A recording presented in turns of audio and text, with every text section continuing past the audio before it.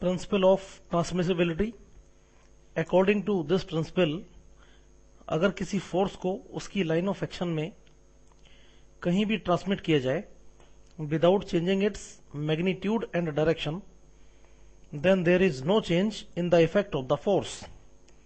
इसके लिए हम एक एग्जांपल लेते हैं। सपोज ये कोई बॉडी है और उसके किसी पॉइंट ए पे एक फोर्स लग रहा है लाइक दिस F, और सपोज ये इस फोर्स की लाइन ऑफ एक्शन है। अब हम इस फोर्स की लाइन ऑफ एक्शन में एक दूसरा पॉइंट कंसीडर करते हैं, सपोज B, और इस पॉइंट B पे फोर्स F के इक्वल एंड अपोजिट दो फोर्स हम अप्लाई कर देते हैं। एक फोर्स अप्लाई करते हैं लाइक दिस और इसकी वैल्यू है F। दूसरा फोर्स भी पॉइंट B पे इसी जगह पे अप्लाई करते हैं लाइक दिस और इसकी वैल्यू भी F, और इन दोनों फोर्सेस का मैग्नीट्यूड इस अप्लाइड फोर्स के इक्वल है। अब अगर हम बात करें इस फोर्स F की, और ये जो सेकंड फोर्स F है, तो दोनों फोर्सेस का मैग्नीट्यूड इक्वल है और डायरेक्शन अपोजिट है। दोनों फोर्स आपस में कैंसिल आउट हो जाएंगे। अब बॉडी पे लगने वाला केवल एक ही फोर्स होगा और ये होगा ये F। तो इसका मतलब ये हुआ कि अब जो फोर्स पहले A पॉइंट पे लग रहा था, अब वो शिफ्ट होके B पॉइंट पे पहुंच गया और फोर्स की लाइन ऑफ एक्शन वही है जो पहले थी। तो कहने का मतलब ये हुआ कि किसी भी फोर्स को उसकी लाइन ऑफ एक्शन में अगर आप कहीं भी ट्रांसमिट करें without changing its magnitude and direction, तो फोर्स के इफेक्ट में कोई भी चेंज नहीं होता है। मगर एक चीज यहां पे ध्यान रखने वाली है कि फोर्स का मैग्नीट्यूड भी चेंज नहीं होना है और ना ही उसकी डायरेक्शन को चेंज करना है। Then you can transmit the force anywhere in its line of action. This is all about principle of transmissibility. Now we will talk about transfer of a force to its parallel position। अगर किसी force को उसकी line of action के parallelly shift किया जाए तो किसी body पे क्या इफेक्ट होता है, इसके लिए भी हम एक एग्जांपल लेते हैं। सपोज ये एक बॉडी है और इस बॉडी के अंदर एक पॉइंट है सपोज A, और A पे एक फोर्स लग रहा है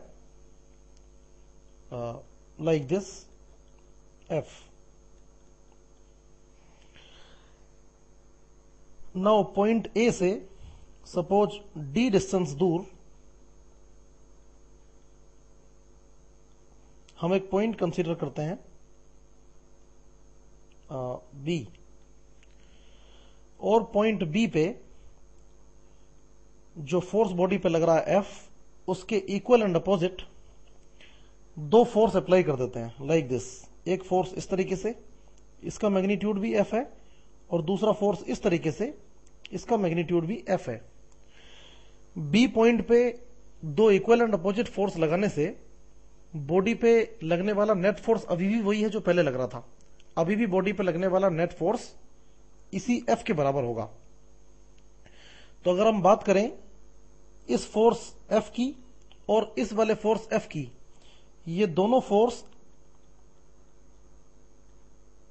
आपस में इक्वल और अपोजिट डायरेक्शन में लग रहे हैं और दोनों एक परपेंडिकुलर डिस्टेंस D पे लग रहे हैं। तो कहने का मतलब ये दोनों फोर्स कंबाइन होके एक कपल प्रोड्यूस करेंगे। तो अब अगर हम बात करें, ये सपोज बॉडी और पॉइंट B पे लगेगा केवल एक फोर्स F, और इसी पॉइंट B पे एक कपल प्रोड्यूस हो जाएगा जिसकी डायरेक्शन होगी क्लॉकवाइज, क्योंकि ये वाला फोर्स लग रहा है अपवर्ड और ये फोर्स लग रहा है डाउनवर्ड। तो दोनों फोर्स मिलके एक क्लॉकवाइज कपल प्रोड्यूस करेंगे। तब हम कह सकते हैं कि बॉडी पे जो फोर्स पहले पॉइंट A पे लग रहा था, अब वो D डिस्टेंस शिफ्ट होके पॉइंट B पे पहुंच गया, और इसके साथ साथ बॉडी पे एक कपल भी लगा जिसका मैग्नीट्यूड होगा F इंटू D के इक्वल। तो कहने का मतलब यह है कि जब whenever a force is shifted to its parallel position, A couple is also applied along with the force, and the magnitude of couple is equal to F into D, where D is the distance of shifting of the force. ये होता है किसी force को parallel position में shift करना.